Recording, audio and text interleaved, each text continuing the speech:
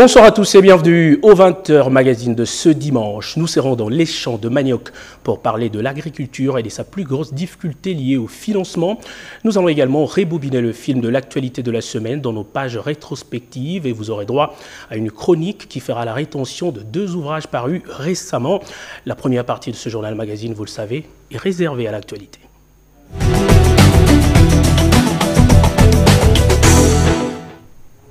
Bienvenue au 20h le MAG. Les consultations de paix initiées par le président de la République, Félix-Antoine Tshisekedi Tshilombo, sont entrées dans leur 2e journée consécutive ce dimanche. Près de 10 groupes armés, non compris le groupe M23 Makenga, ont exposé leur cahier de charges auprès de l'équipe gouvernementale. Les explications sur cette journée avec Giscard Koussema au bout du fil depuis Nairobi.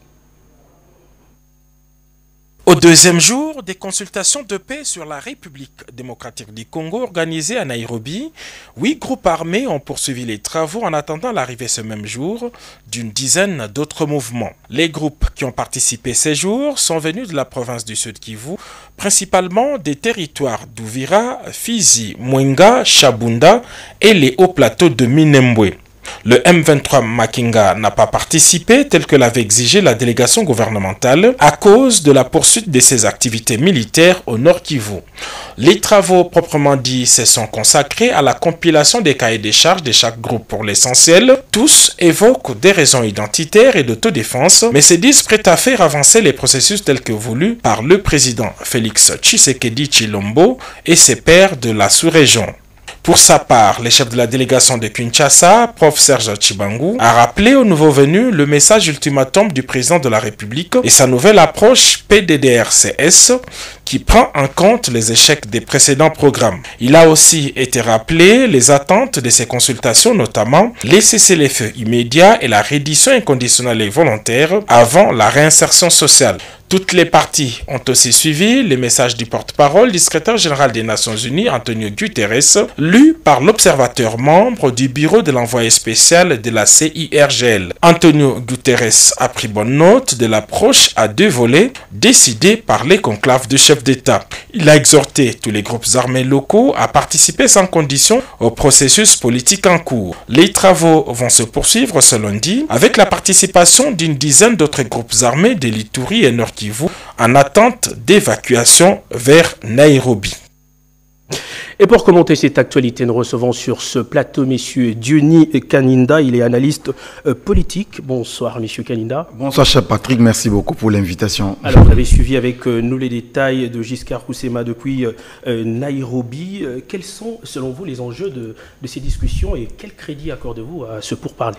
Les enjeux sont des tailles parce que, vous le savez, le changement en principe ne peut pas se négocier, le changement doit s'imposer. Mais à un certain moment, moi j'ai senti que le président de la République, le chef de l'État, a tendu la main aux compatriotes qui avaient choisi de prendre les armes pour lutter contre leur propre pays. Et en ce moment-là, il y a eu un sommet qui s'est tenu le jeudi 21 à Nairobi. Et au cours de ce sommet, il y a une résolution qui a été prise, celle de pouvoir parler avec les groupes armés pour leur donner une ultime chance. C'est-à-dire, nous allons mener des actions sur terrain, une action conjointe avec au niveau de la sous-région, mais avant cette action-là, que nous puissions d'abord échanger pour les écouter, qu'est-ce qu'ils veulent au juste. Mais ici, il faut souligner que le président de la République l'avait si bien souligné qu'il ne s'agit pas des négociations, ni d'une compromission quelconque, mais ici, il s'agit de donner, de tendre la main à des compatriotes pour qu'ils comprennent qu'ils peuvent rejoindre les rangs de leur réinsertion inconditionnelle, bien entendu. Et ça, je crois que c'est un enjeu de taille pour le retour effectif de la paix dans cette partie orientale du pays. Alors, M. Kaninda, s'il faut donner un chiffre à une échelle de 1 à 10, quelles sont les chances aujourd'hui d'un retour définitif de la paix dans l'Est du pays? Je crois qu'aujourd'hui, avec cette implication du président de la République, avec ses homologues de la partie Est, je pense qu'on peut donner une chance autour de 8%, enfin 8 sur 10, parce que moi je comprends que hier, si la République n'a pas pu arriver à donner la paix aux compatriotes de l'Est, C'était parce que, bon, finalement, les gens ne voulaient pas y arriver. Mais aujourd'hui, il y a une volonté manifeste des autorités du pays qui ont finalement placé la partie Est, le Sud, Kivu et l'Ituri sous l'état de siège. C'est une volonté de pouvoir retrouver la paix dans l'Est du Congo. Et aussi, le fait pour la RDC d'aller dans les différentes organisations sous-régionales, toujours pour ramener la paix, parce que le président de la République n'était pas obligé de les écouter. Mais puisqu'il y a une résolution au niveau sous-régional qui voulait quand même que le président puisse l'écouter, la RDC puisse les écouter. Le président, c'est vrai, il les a pas entendus directement lui-même, mais ces services qui sont là sont en train d'entendre. D'ailleurs, les consultations se poursuivent en dehors du M23 qui a déclenché de nouveau des hostilités sur le terrain. Et donc, le M23 était exclu de ces consultations-là. Donc, la chance, elle est aujourd'hui à 8 sur 10 parce qu'il faut considérer qu'il y a des compatriotes de l'Est du Congo qui doivent eux aussi comprendre l'enjeu pour se décider finalement d'accompagner ce processus lancé par le gouvernement congolais. Alors, M. Kaninda, puisque vous parlez du M23, on le sait qu'il ne participe pas à ce pourparler. Est-ce qu'on peut encore espérer un accord avec ce groupe armé dans un futur? Non, moi je crois que nous avons suivi le compte-rendu de ce sommet.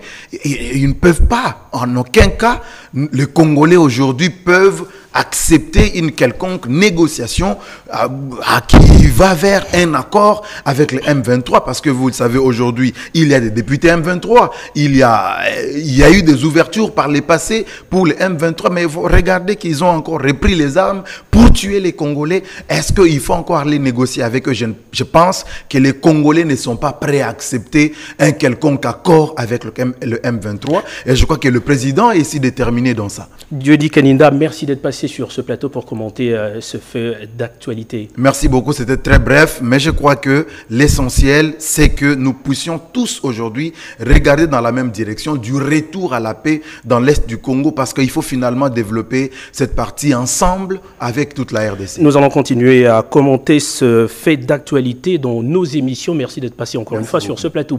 On parle encore une fois de Ebola en République démocratique du Congo. Le virus vient de ressurgir dans la province de l'Équateur. Le ministre de la Santé a confirmé dans un communiqué le décès d'un étudiant de 31 ans dans la zone de santé de Wangata. À l'heure actuelle, 2 échantillons ont été testés positifs et 74 cas contacts sont poursuivis. Diane Balaka. Le ministre de la Santé publique, Jean-Jacques Mbungani, a dans un communiqué officiel déclaré ce samedi la résurgence du virus Ebola en RDC après la confirmation d'un cas à Mbandaka, chef-lieu de la province de l'Équateur dans le nord-ouest du pays. Les autorités sanitaires de la RDC se préparent donc à la riposte. Et cela commence par l'identification de cas contacts du malade. D'après Jean-Jacques Mbungani, les équipes de la division provinciale de santé et de la zone de santé de Wangata sont déjà sur le terrain pour mener les activités de riposte, notamment les listages et les suivis d'environ 74 contacts à ces jours et à la décontamination de formations sanitaires et des ménages est en cours. Et le ministre de la Santé publique de poursuivre, je cite, « J'invite la population de Mbandaka à s'impliquer à la réponse, car à l'expérience avérée de la gestion de maladies à virus Ebola lors de la récente épidémie. Les équipes des ripostes de la province accompagnées par les niveaux centrales pourront arriver à contrôler dans le meilleur délai cette épidémie. » Fin de citation. Impérativement trouver les termes justes pour juguler la crise de cohabitation entre Katanga et Kassaïens vivant dans les provinces du Katanga. Le Premier ministre Sama Lukonde, qui a reçu cette mission du chef de l'État avant la table ronde qui s'annonce à Lubumbashi, poursuit sa série de pourparlers. Voici en images et commentaires le résumé de ces discussions avec les chefs coutumiers et membres de confessions religieuses du Grand Katanga. Pati Tondwango. Déterminé à rétablir la paix et l'harmonie dans la cohabitation entre Katanga et Kassaïens, le Premier ministre Jean-Michel Sama Lukonde Kyenge a poursuivi sa mission de sensibilisation sur la paix en recevant ce samedi 23 avril 2022 une délégation des autorités traditionnelles du Grand Katanga. Rencontre qui a tourné autour de la recherche et de la quiétude et du développement, comme a laissé entendre les chefs Kaponda. Donc, nous avons parlé avec son Excellence le Premier ministre, c'est concernant la paix dans les deux provinces du Grand Katanga et du Grand Kassai. Donc cette conférence vraiment nous dit que vraiment il faut vraiment s'intégrer. Donc la communauté du Grand Katanga doit s'intégrer au problème du Grand Kasaï et le Grand Kasaï doit vraiment s'intégrer. Puisque pour nous, tant que chefs coutumiers, c'est la paix. C'est la paix. Donc nous recevons nos frères du Grand Kasaï, ils viennent ici. C'est dans la République démocratique du Congo. Donc aujourd'hui, on ne peut pas dire que non, celui de l'Équateur ou du Grand Kasaï ne peut pas habiter le Grand Katanga. Non. Donc pour nous, en tant qu'autorité traditionnelle, c'est vraiment la paix. Et ce que nous voudrons quand même, c'est s'intégrer aux us et coutumes de la province du Haut-Katanga. Non, la réaction était positive. Il nous a conseillé que non, d'ici quand on va commencer la table ronde, il va intégrer toutes nos préoccupations.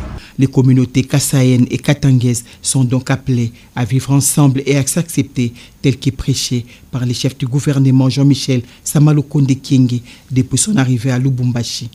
L'Église doit être au centre pour prêcher la paix et l'amour du prochain. C'est dans cette optique que les communautés religieuses ont été associées par le Premier ministre Jean-Michel Samalukonde Kyenge dans la recherche de solutions dans les conflits entre Katangais et Kassaïens. Nous sommes là pour la paix, chose que nous faisons tous les jours, dans nos prêches, dans nos mosquées, dans nos assemblées, dans nos églises, dans nos cathédrales.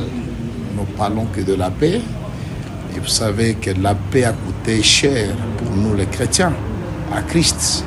Alors, on ne peut pas bâtir, construire, développer un pays s'il n'y a pas la paix.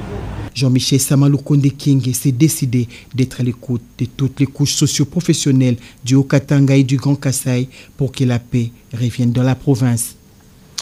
Un nouveau commandant, synonyme de nouvelles stratégies dans la lutte contre les IDF, le général de brigade Kasongo Maloba a pris les commandes des opérations Sokola 1 Grand Nord. Le gouverneur militaire du Nord Kivu, qui a pris part à son installation, appelle la population à faire confiance aux forces armées du pays et aux militaires d'intensifier la lutte. Images et commentaires. C'est officiel. Le général de brigade Kasongo Maloba assure désormais les commandements des opérations Sokola 1 Grand Nord. Son installation est intervenue ce samedi 23 avril 2022 au cours d'une cérémonie qui a été supervisée par le gouverneur militaire du Nord Kivu, le lieutenant-général Constant Ndima Kongba, à l'état-major secteur situé à Païda, dans la partie est de la ville de Beni. Le général de brigade Kasongo Maloba, en provenance de l'Ituri, remplace le général de brigade Mputela Kolito Bertin, appelé à assurer d'autres charges près d'une année après sa nomination à la tête de ce secteur. Le gouverneur des provinces a saisi l'occasion pour donner plus de tonus à tous les commandants et à travers eux aux hommes des troupes pour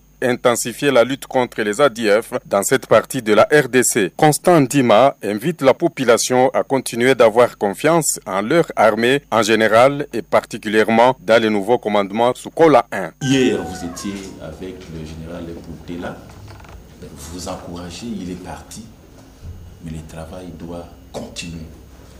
Au commandant secteur Sokola 1 Grand Nord entrant, et aujourd'hui, il est parmi vous. Il est votre commandant, vous l'appuyez, vous êtes à ses côtés, comme vous tous. Vous êtes à nos côtés pour répondre à la noble mission que la nation, à travers notre représentant qui est le commandant suprême, à travers notre hiérarchie qui est le chef d'état-major général, qui a pris cette décision, nous devons exécuter sans faille. Après cette cérémonie, l'autorité provinciale est allée visiter les sites où sont entreposés les engins des Ougandais, lesquels engins serviront à la modernisation de la route Kasindi-Beni-Butembo. C'était une opportunité pour le lieutenant-général Constant Ndima d'encourager l'unité des Ougandais commise à la garde du dit site. Un soutien de plus pour les jeunes entrepreneurs du secteur agricole et de l'agrobusiness. Le projet d'entrepreneuriat de jeunes dans ce secteur, appuyé par le Bureau international du travail, vient de signer une convention de partenariat avec 6 centres d'incubation pour former et accompagner ces jeunes. L'innovation sera au centre du projet. Lusette Nsaka. Avec cette convention de partenariat signée ce samedi 23 avril 2022, PEJAB, projet d'entrepreneuriat des jeunes dans l'agriculture et l'agrobusiness, et les 6 centres d'incubation s'engagent dans la formation et l'accompagnement des jeunes entrepreneurs dans l'agriculture et l'agrobusiness. Objectif, mettre l'innovation au cœur de ces secteurs et faire de l'agriculture autrement. Pour les coordonnateurs nationaux du PEJAB, les centres sélectionnés vont incuber les entreprises des jeunes. Nous signons avec 6 centres, dont 3 sont situés dans la ville-province de Kinshasa, 2 dans la province du Haut-Katanga, 1 centre dans la province du Haut-Lomami à Kamina, pour qu'à la fin, ces jeunes puissent présenter un plan d'affaires au niveau des banques commerciales et obtenir des crédits en vue de mener leurs activités sur le terrain. Jacaranda est l'un des 6 centres d'incubation qui vont accueillir ces jeunes entrepreneurs. Son responsable s'en réjouit. On veut garantir en alimentation le pays, parce qu'en formant ces jeunes dans l'agrobusiness, c'est une façon de leur apprendre et aussi de créer des entreprises. Et de l'autre côté, toute la production qu'on pourra recevoir de cette formation ou du travail de ces jeunes pourra aider le pays ou même la ville dans laquelle il y a ces centres. Cette convention vient renforcer le partenariat signé dernièrement entre PEJAB et Equity BCDC pour faire de ces jeunes des vrais entrepreneurs. Il faut une très bonne condition physique pour accéder dans certains marchés de la capitale après la pluie. La boue et les immondices qui se côtoient proposent un spectacle désolant. Le pire dans ça, c'est le danger des maladies qui se propagent par la consommation des aliments étalés à même le sol. Gina Wabiwa a vécu ce calvaire. Voici son reportage. La situation se dégrade de plus en plus. Après la pluie, accéder dans certains marchés demande plusieurs efforts. Il faut retenir son souffle. Parfois, faire comme cette femme, s'armer en bottes pour affronter les immondices mêlés à de la boue, dégageant une odeur nauséabonde. Pourtant, sur les mêmes lieux, légumes, épices, bref, tout ce qui se mange, y sont étalés ou exposés. Et cela sans calculer l'impact de cette insalubrité sur la santé publique, car vendeurs tout comme acheteurs respirent l'air pollué et sont exposés aux maladies liées au manque d'hygiène, comme les choléra, la diarrhée, la fièvre typhoïde, avec pour conséquence parfois la mort. Dans d'autres marchés, l'on retrouve des ordures entassées, recueillies lors des travaux d'assainissement du week-end, sans pour autant être reconduits à la décharge. À la moindre pluie, ces déchets regagnent leur case de départ. Faut-il s'habituer à cohabiter avec de la saleté? Pourquoi l'insalubrité demeure dans des marchés qui noient? Les questions sont juste posées et les autorités interpellées.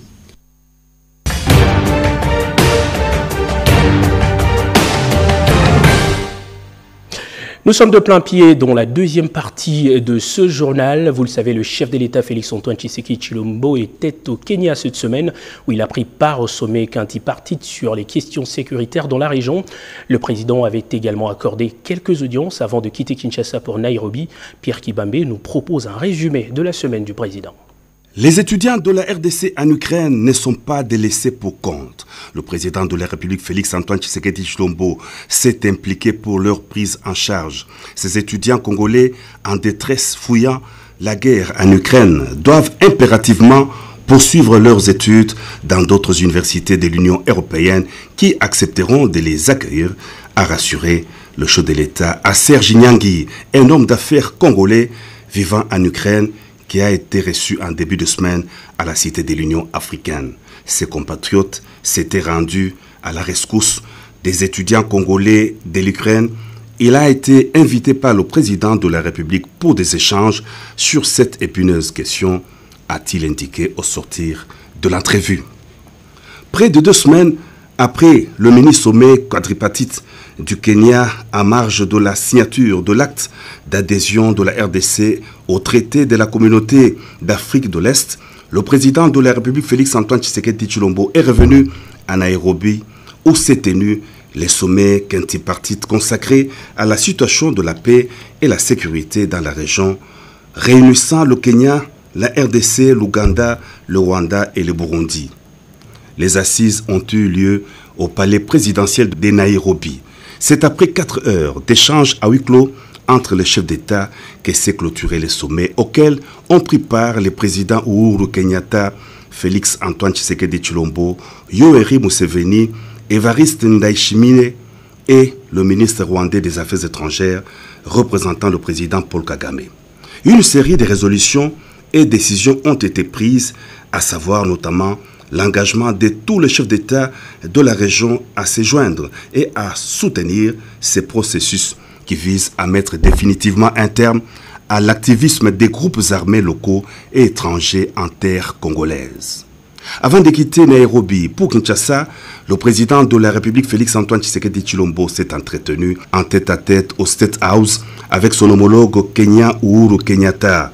Il a remercié son hôte pour son hospitalité et présenté les condoléances du peuple congolais à la suite du décès le vendredi 22 avril de l'ancien président de la République du Kenya, Mwai Kibaki. Les opérations militaires conjointes RDC-Ouganda contre les FDLR se sont poursuivies cette semaine. Au courant de la même semaine qui s'achève, les fonctionnaires de l'État ont reçu la bonne nouvelle de l'augmentation de 30% sur leur salaire de base. Plusieurs autres sujets d'actualité exploités cette semaine par notre rédaction sont repris dans cette rétrospective de Serge Matin. Les armées de la République démocratique du Congo, appuyées par la force de défense du peuple ougandais, ont pilonné les bastions des rebelles des forces démocratiques alliées repérés à Mont-Oyo, près de la cité de Komanda, en territoire d'Irumu, dans la province d'Ituri. Le gouvernement de la République a annoncé l'augmentation générale des 30% des salaires de base des fonctionnaires de l'État. Cette décision est d'application dès le mois d'avril, a expliqué le vice-premier ministre, ministre de la fonction publique, Jean-Pierre Liaouyebois. Selon lui, le gouvernement est même prêt à aller plus loin. Le président de la commission électorale nationale indépendante, Denis Kadima, a dirigé cette semaine l'atelier d'évaluation des contentieux des candidatures à l'élection des gouverneurs et vice-gouverneurs dans les provinces à litige. Question d'améliorer la prise en charge des contentieux électoraux des prochains scrutins. Les travaux de réhabilitation et de modernisation de l'avenue Kimwenza dans son tronçon compris entre Victoire, Bongolo vont bon train. Les constats est du ministre d'État, ministre des Infrastructures, à la suite d'une visite d'inspection sur le terrain.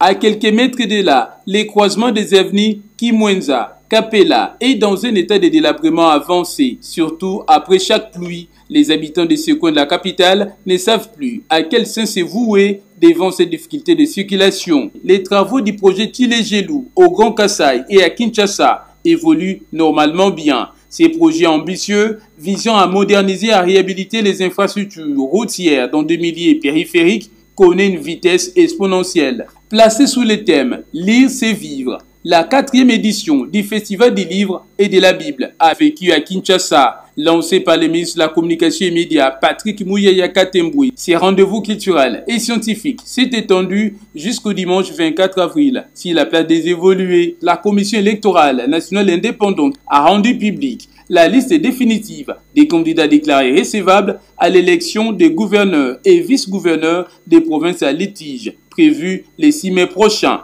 La conférence interprovinciale sur la paix et la réconciliation communautaire a démarré ce vendredi à Lubumbashi. L'objectif est d'identifier les causes lointaines des flux migratoires observés entre les grands Kasaï vers les grands Katanga, mais surtout de proposer des pistes de solutions. C'est le Premier ministre Jean-Michel Samalukonde Kyenge qui a lancé les travaux de cette table ronde sur la paix et les vivre ensemble en République démocratique du Congo. Le débat général sur la réforme de la loi électorale a débuté effectivement ce vendredi 22 avril à l'Assemblée nationale. Cette loi propose plusieurs innovations en vue de garantir la transparence aux élections.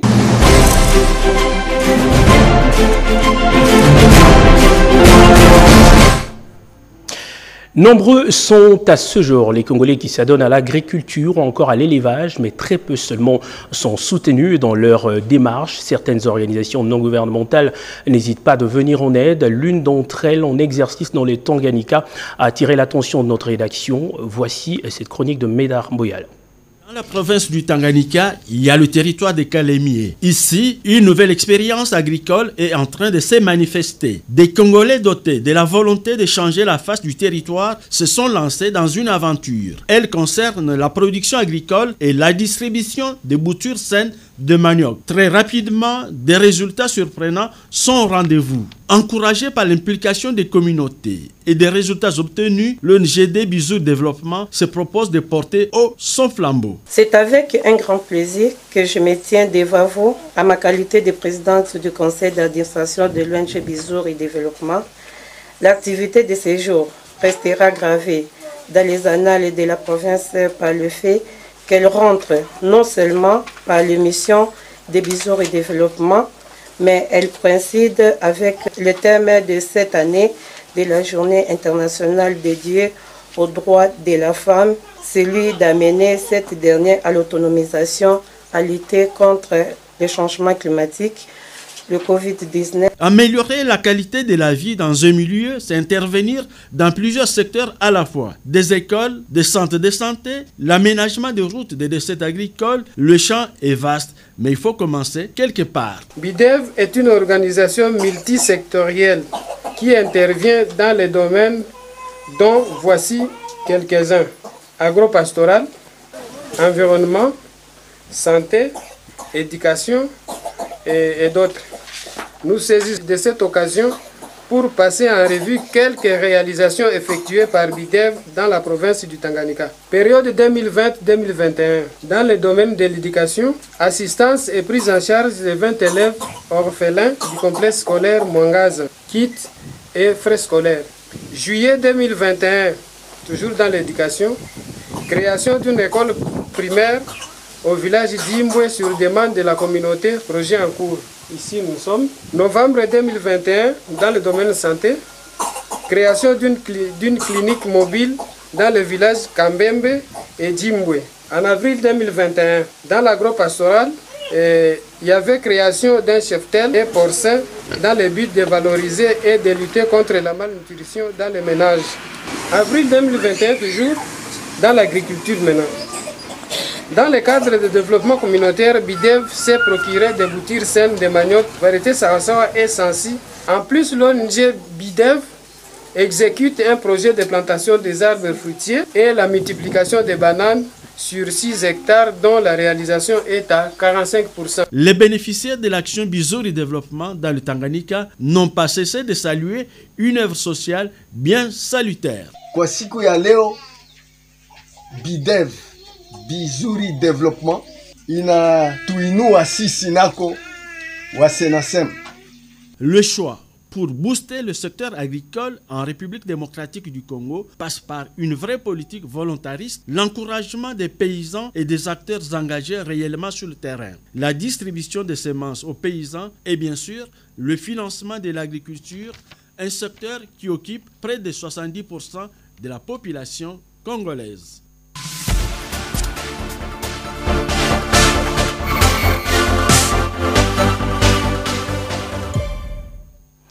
Rendons-nous momentanément dans une bibliothèque pour vous présenter ce soir 2 ouvrages avec notre chroniqueur Maison Médard, Bouyal Mangal.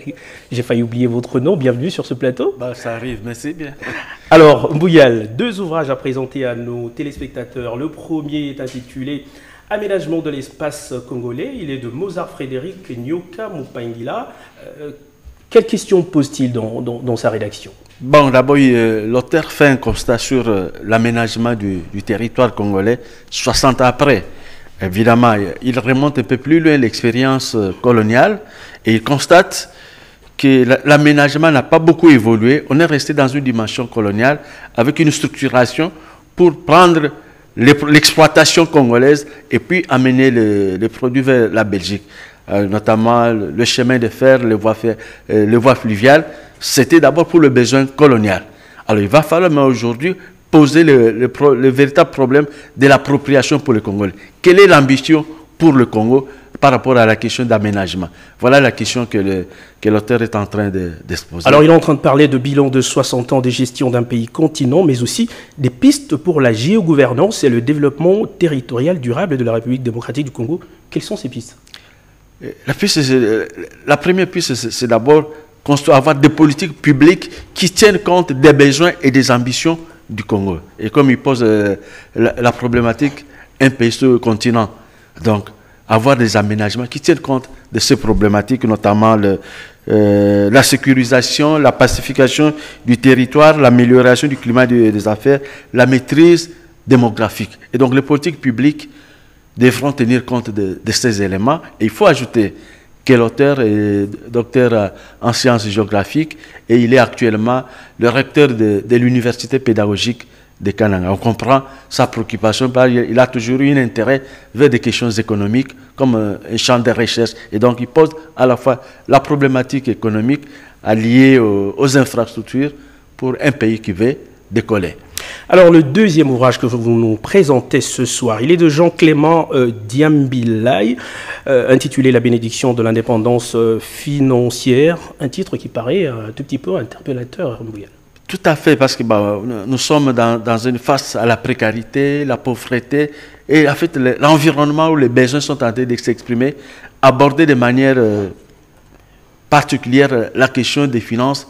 Parfois, on est gêné d'en parler, mais l'auteur a pris le courage d'aborder cette question, évidemment en représentant l'aspect, si vous voulez, spirituel, en s'appuyant sur les données bibliques, mais en réalité, il pose le problème parce que de manière générale, vous savez que sur le parcours de la plupart d'entre nous, on n'a pas été formé à aborder à la place publique les questions financières. Bon, l'argent, on l'aime bien, on ne sait pas comment ça arrive. Alors, on va peut-être finir par là. Comment commentez-vous le choix de cette écriture? Bon, ça se présente de manière assez claire. L'ouvrage apparaît comme un ouvrage autobiographique.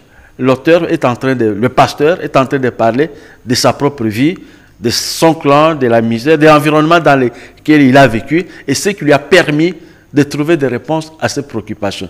Donc, dans un ouvrage autobiographique, le jeu est là, a une place importante.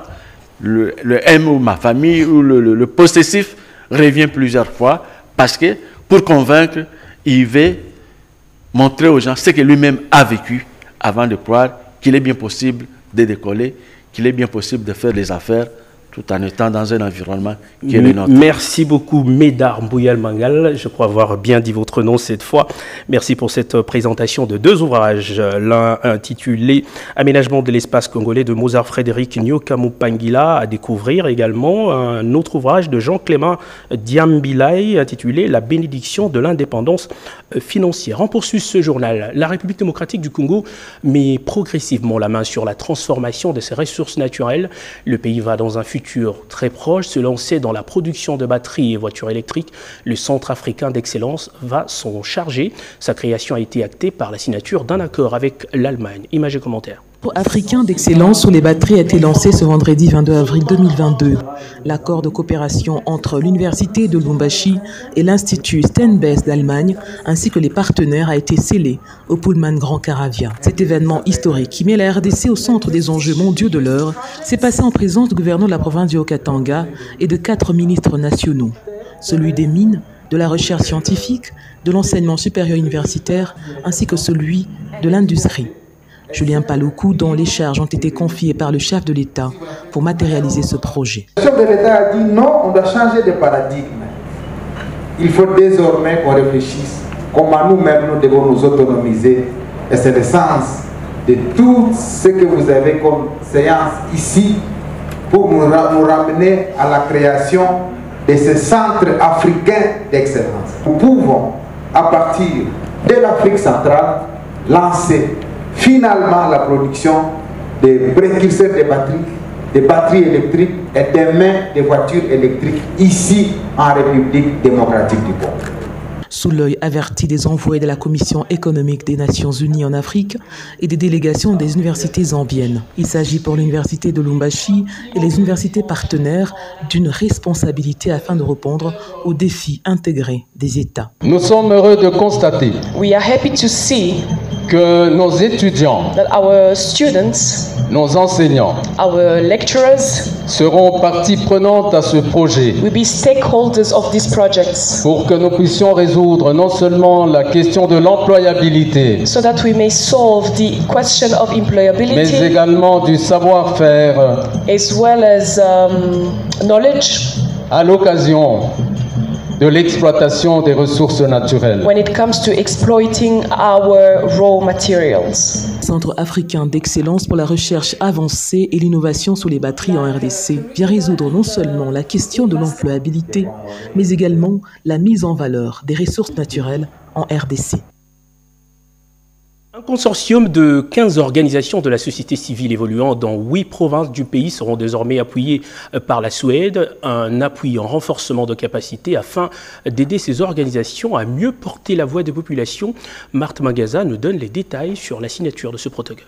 Ce protocole d'accord matérialise le processus de mise en œuvre du programme démocratie et la promotion des droits. Cet avènement est ainsi une réponse longtemps entendue par les acteurs de la société civile congolaise ainsi que nos communautés locales. Et on a voulu faire cet appui pour un consortium de 15 organisations qui travaillent dans 8 provinces et dans plusieurs domaines. C'est quelque chose qui va donner plus de capacité pour la société civile ici en RDC. L'accord, c'est un appui pour renforcer la capacité de la société civile, pour mieux travailler avec les populations, pour avoir une vraie capacité de porter le voix de la population et aussi les vœux de la population pour le changement et des réformes ici en RDC. La signature de ce partenariat ouvre une nouvelle ère pour la société civile en République démocratique du Congo. Salle de Suède vient de jouer sa part en nous dotant de moyens qu'il faut pour renforcer notre travail de terrain, porter la voix de la population, l'accompagner,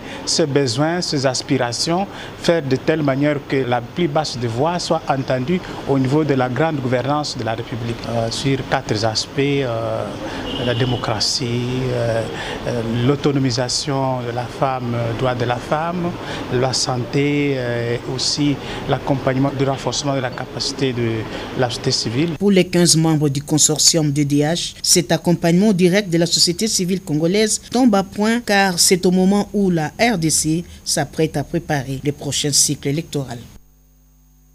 Jeanne Blandine Kawanda, directrice générale de la DGDA et première femme à diriger cette régie financière, a reçu un diplôme d'honneur de l'Observatoire congolais pour la bonne gouvernance. Quels sont les éléments qui ont concouru à l'obtention de ce diplôme? Ricky Nzouzi nous répond à la question dans ce reportage. Arrivé seulement en décembre 2021 à la tête de la Direction générale des douanes et accises, grâce à la confiance du chef de l'État Félix-Antoine Tshisekedi Tshilombo, placée en la personne de Jeanne Blandine Kawanda Walom, la nouvelle directrice générale de la DGDA est la première femme à occuper ce fauteuil dans cette régie financière. Vient de recevoir de l'Observatoire congolais pour la bonne gouvernance OCBG un diplôme d'honneur, d'excellence et de mérite civique avec trophée, lui décerné pour le travail, la vertu et les actions de grande envergure à son actif, tant sur le plan administratif, technique, managérial, social, gender, culturel, philanthropique et tant d'autres au service de la nation. Merci pour cette gratification qui consacre l'opinion que s'est faite de mon humble personne les gens de bonne volonté qui suivent de près les efforts déployés depuis que j'ai pris les leviers de commande de la DGDA. C'est pour moi un motif de fierté de recevoir, grâce à votre expérience avérée, ce diplôme d'honneur. Ce geste démontre à suffisance qu'au quotidien, les actes de gestion posés dans le but de relever les défis qui m'incombent dans la chaîne d'exécution des objectifs du gouvernement font l'objet de suivi régulier par les observateurs avertis. Le président de l'OCBG, Papi Tamboué, avait auparavant rappelé les réalisations qui couronnent ce sac de Madame Kawanda Walom. Vous en avez déjà entendu parler, Lions Club Kinshasa Lipopo totalise 41 ans depuis sa création. Monsieur Richard Achindi, qui a pris les commandes de ce club, a au cours de la cérémonie marquant son intronisation vanté les prouesses philanthropiques de son organisation. Images et commentaires. M'engage solennellement à respecter la Constitution et les statuts du Lions Club international. Ayant pour devise construire et non détruire, cet engagement solennel mieux en serment est l'un des objectifs fixés par la charte des Lions Club Kinshasa Lipopo qui célèbre à ce jour ses 41 ans d'existence. Engagé à toujours servir, Richard Achinda, président de la charte des Lions Club Kinshasa Lipopo, accepte à cœur joie de reprendre la commande après un parcours élogieux caractérisé par de nombreuses réalisations philanthropiques. C'est nous, notre club, qui soutenons par exemple l'hôpital de la Rive. Année après année, nous les visitons, nous les assistons, les lépreux qui s'y trouvent. C'est notre club qui soutient les aveugles, les pinceaux, les papiers braille, les machines. Nous avons, il y a 2 ans, aménagé tous les dortoirs des aveugles, et réhabilité tous les sanitaires. Et là, Dans quelques jours, nous allons inaugurer les raccordements pour la première fois de l'INAV, l'Institut national pour aveugles, en eau potable de la régie des eaux. Occasion tout indiquée pour le directeur district Lions Club International Diemungandou de vanter l'engagement et la participation des amis Lions Kinshasa Lipopo avant de remettre d'insignes et autres symboles, gestes qui traduisent l'intronisation d'un nouveau membre. Cette retrouvaille autour de table était un moment de joie et de plaisir partagé. Un geste de cœur, c'est celui posé en faveur d'une femme victime d'un AVC partiel à la suite d'une escroquerie. Une organisation non gouvernementale est passée sur le chemin de Maman Chanda. Regardez. Sanka, une cinquantaine révolue, née à Kananga dans la province du Kasaï central, est frappée d'un AVC, victime d'une escroquerie qui l'a entraînée dans la misère totale.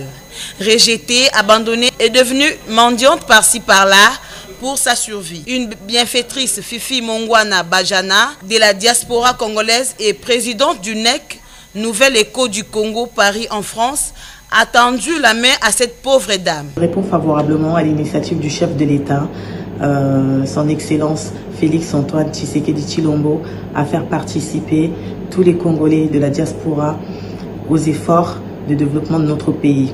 Par le biais de l'ONG NEC, Nouvel Écho du Congo, initié par son président, l'honorable Anamakana Mandenza, nous avons pris en charge notre maman qui s'appelle Maman Chanda. Internée au centre médico-chirurgical et maternité La Vie dans la commune de Kasavubu, une fois prise en charge, la patiente raconte son calvaire.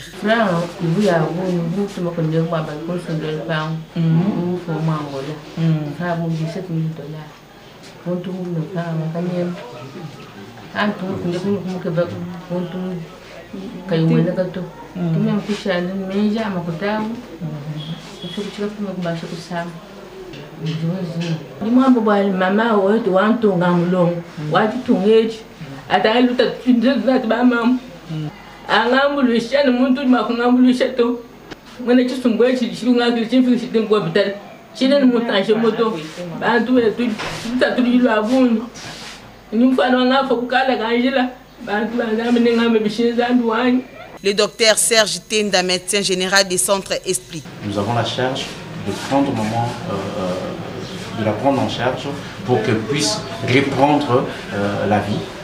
C'est ce que nous allons essayer de faire. Donc il s'agit d'un ancien cas d'AVC négligé. Et depuis 2006, avec cette négligé.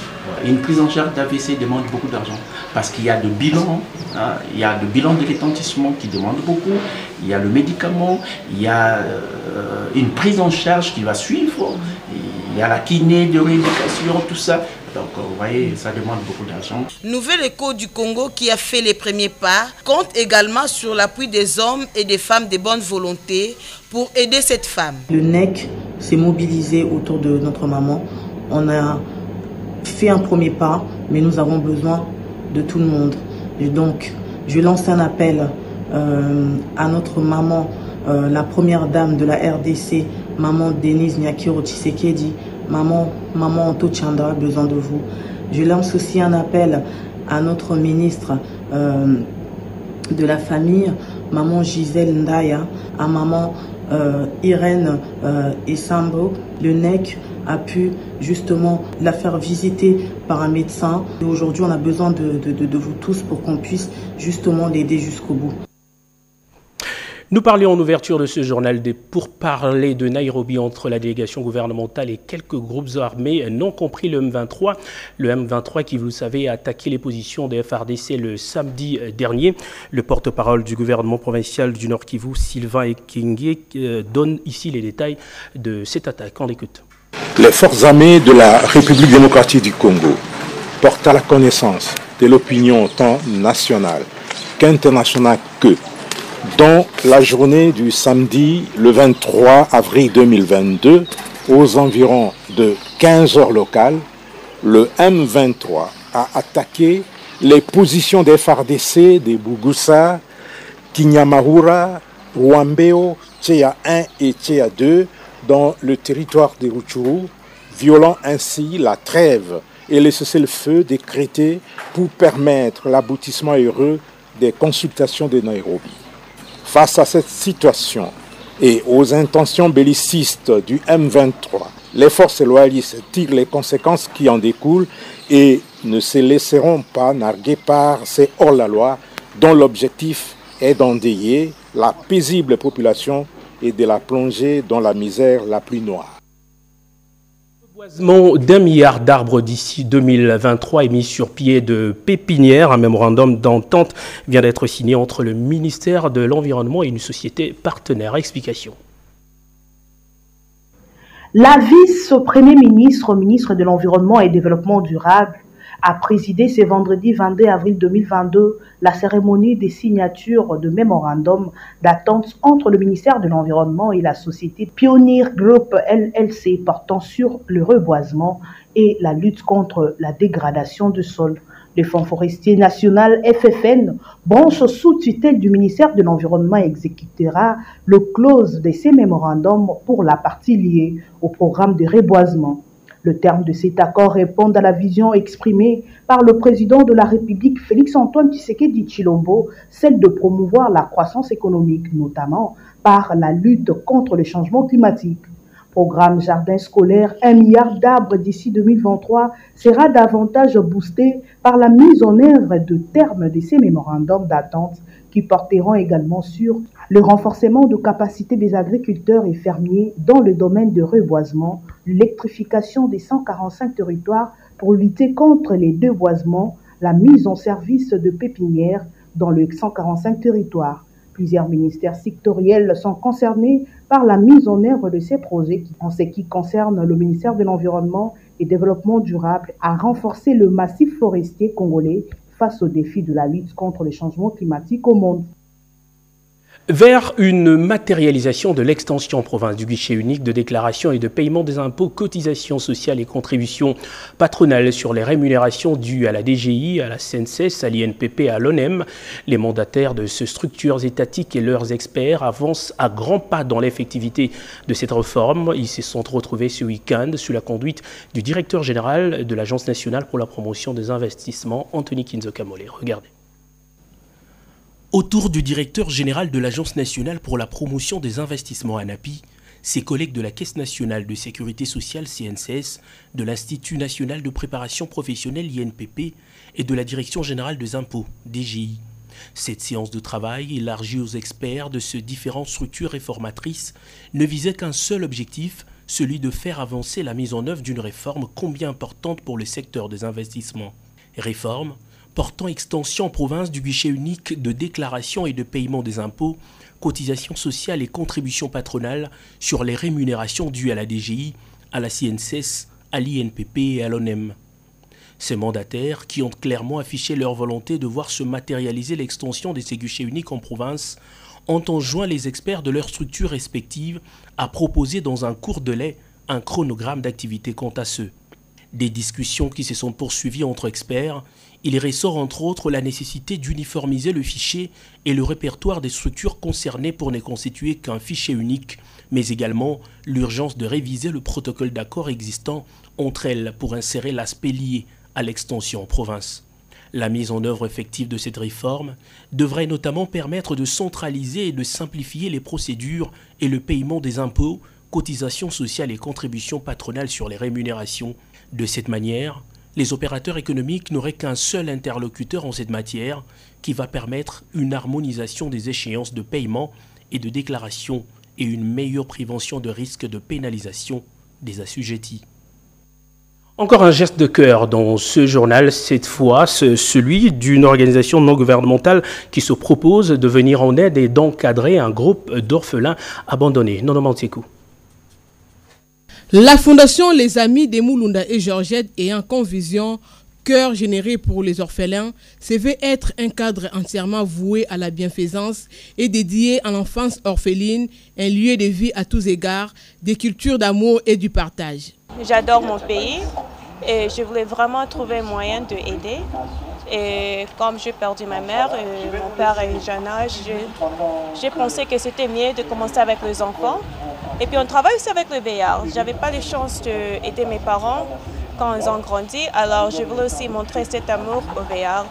Et vraiment, ils m'aident plus que moi. Ils sont vraiment l'avenir du Congo et on doit être là pour leur soutenir. Pour sa présidente Adolphine Luka Bouchile, la fondation LAMG est une réponse à la diversité de notre humaine condition et aux aspérités du destin.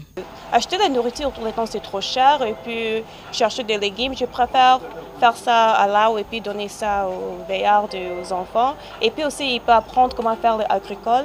Et on a aussi business training. Les gens qui ont des idées de business, ils peuvent venir dans les training centers. On va travailler avec eux sur leur business plan. On peut leur donner l'argent de moins de 500. On travaille ensemble pour 3 mois et puis ils peuvent trouver comment gérer leur business. Alors, on a beaucoup de choses à faire. Retenez que la remise des cadeaux et autres biens ont clôturé cette cérémonie sous une ambiance de festivités.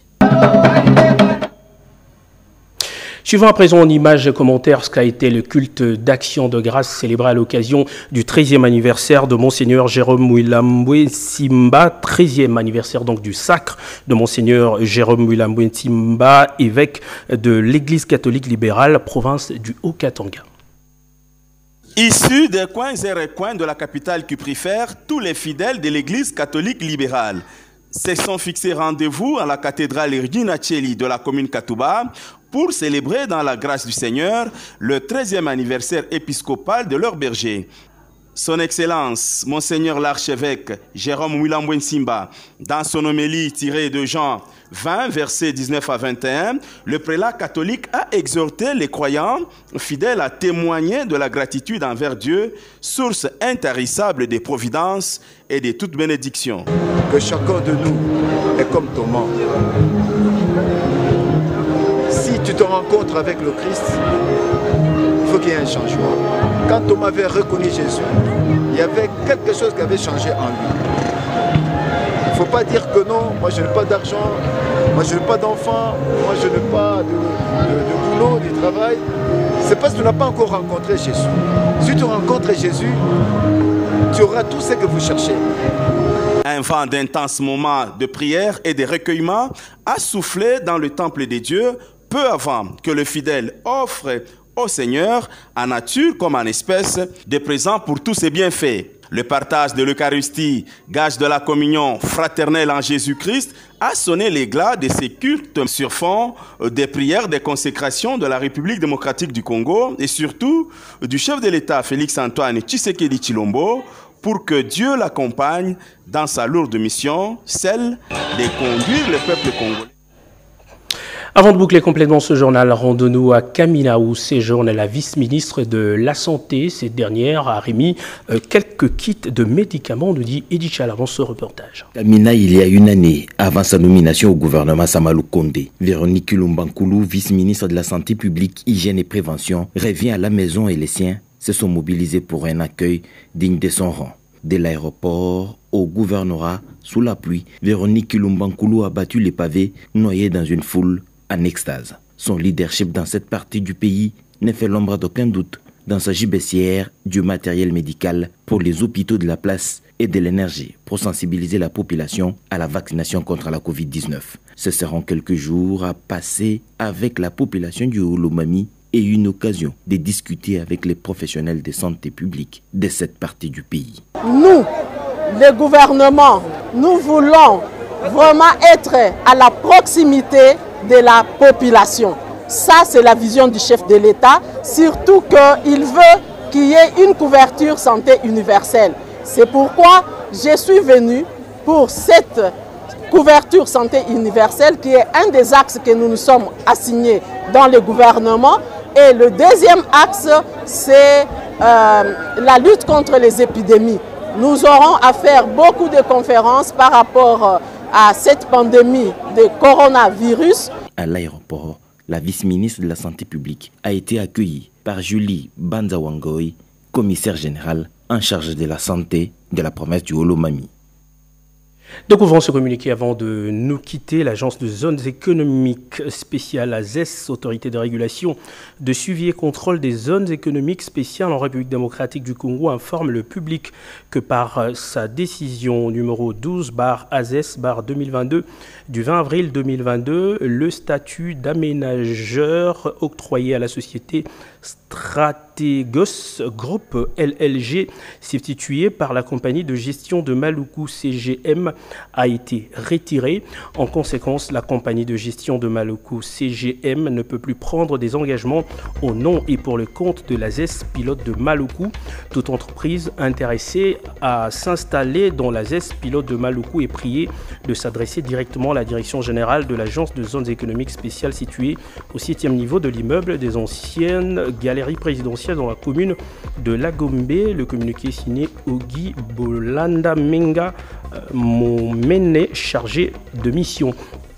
Ce journal est complètement terminé. Merci à vous de l'avoir suivi avec autant d'attention. L'actualité revient à 23h avec Peggy Mukunda. Moi, je retrouve le dimanche prochain avec le même plaisir. Bonsoir.